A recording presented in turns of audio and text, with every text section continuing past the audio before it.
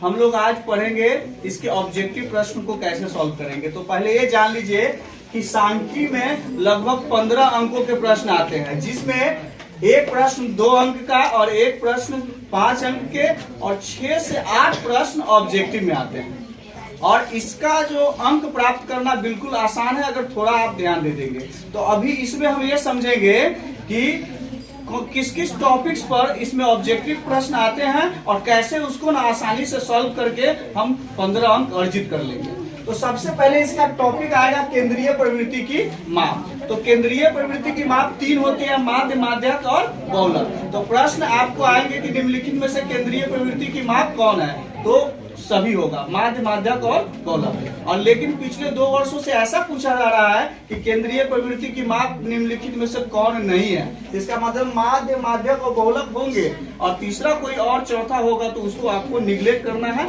बाकी इन तीनों को सेलेक्ट करना है। दूसरा जो आता है इस पर वो वर्ग चिन्हों पर आधारित होता है। तो वर्ग चिन्ह का मतलब हुआ कि 2 वर्ग अंतराल है उसके ठीक बीच की संख्या। तो वर्ग चिन्ह की परिभाषा सूत्र भी है कि उच्च मान और निम्न मान को जोड़ देना है, 2 से भाग दे दीजिए, वही उसका वर्ग चिन्ह होता है। और नहीं तो वैसे ही वर्ग अंतराल के ठीक बीच में कौन सी संख्या होगा वही उसका वर्ग चिन्ह होगा। जैसे 10 से 20 का वर्ग चिन्ह क्या हुआ, तो 10 और 20 के ठीक बीच में 15 है, वही उसका वर्ग चिन्ह हुआ। और परिसर को रेंज कहते हैं। तो कुछ संख्याएं दे दिए रहेंगे और उसमें से पूछेगा कि निम्नलिखित में से परिसर कौन है होगा इसका। तो उसमें सबसे बड़ी संख्या में से आपको छोटी संख्या को घटा देने हैं और उस प्रकार से उसका आप परिसर निकाल सकते हैं। मतलब बड़ी संख्या में से छोटी संख्या को घटाकर आप परिसर निकाल सकते हैं। उसके बाद आता है वर्ग माप। वर्ग माप क्या है, तो वर्ग अंतराल जो दिए हैं उसके बीच का जो गैप है कितने अंकों का, वही उसका वर्ग माप है। जैसे 10 से 20 का वर्ग माप कितना हुआ, 10।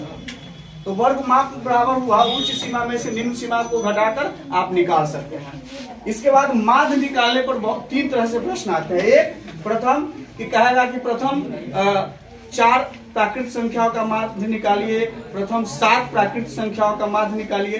तो जितनी संख्याओं का माध्य कहेगा उतना संख्या आप लिख लेंगे और कुल संख्याओं से भाग देकर आप उसका माध्य निकाल देंगे। और दूसरा दिए गए संख्या कुछ संख्याएं दे दी रहेगी, उसका कहेगा माध्य निकालना। तो माध्य निकालने का सूत्र होता है कि आंकड़ों का कुल योगफल बटे आंकड़ों की संख्या। जितनी संख्या है उस सबको जोड़ देना है और जितने कुल संख्या है उससे भाग देकर आप उसका माध्य निकाल सकते हैं। लेकिन इसका एक प्रश्न जो ज्यादातर आता है वह है कि अज्ञात x दे दिया रहेगा और उसका कहेगा माध्य निकालने के लिए। तो उसके लिए करना क्या है कि जितना संख्या है उसको उसके माध्य से आप गुना कर देंगे और जितना कुल योगफल आएगा उस कुल योगफल में से दिया गया जितने संख्या उसको घटाकर आप अज्ञात x का मान निकाल सकते हैं। जैसे कहेगा x 3 और 4 का माध्य 5 है, तो कुल कितने संख्या हो गए 3, तो कुल योगफल कितना हुआ 3 गुने 5 15।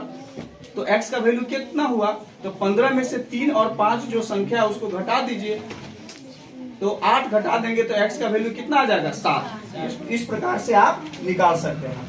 इसके बाद है माध्यक और माध्यिका निकालना।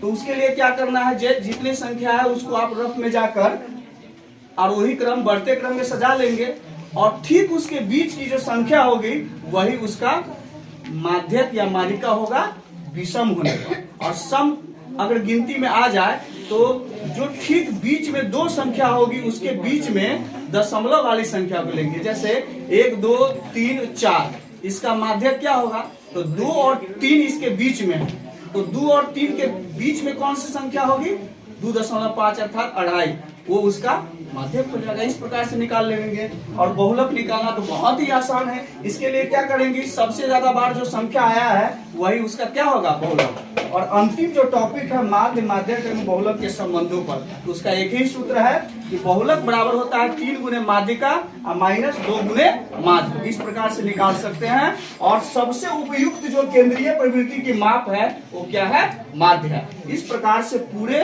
आप सांख्यिकी के ऑब्जेक्टिव प्रश्न और सब्जेक्टिव प्रश्नों को आप सॉल्व कर सकते हैं।